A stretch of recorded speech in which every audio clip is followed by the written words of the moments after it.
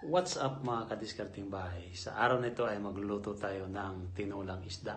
Sa Bisaya pa sa amin ang tawag ay tinuwang isda. Ito guys, papakita ko sa inyo yung mga ingredients. Yan o mga kadiskarting bahay. Ito yung mga ingredients ko. Yan, isda, tanglad, luya, talbos ng kamote, sibuyas, pitsay na native, kamates, talong, tsaka siling labuyo.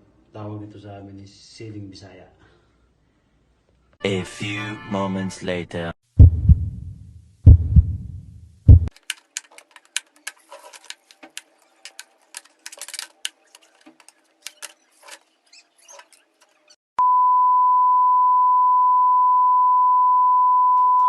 Naubusan pala ako ng ano guys, kalan.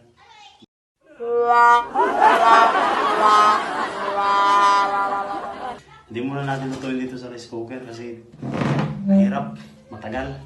Ito na lang.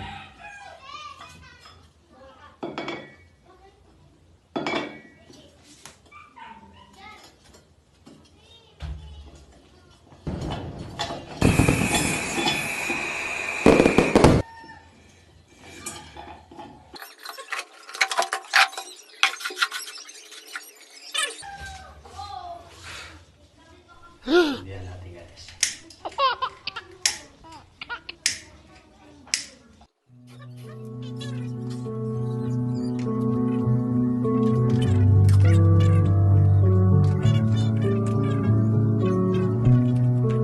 Thousand years later. Ayan na guys, yung tinulang isda. Sa Bisaya at tinulang. Ito na siya guys, pwede na kainin. Kain tayo mga kadiskarting bahay. Yan o. Sarap. Sakto din to sa sawsawan kung ano po.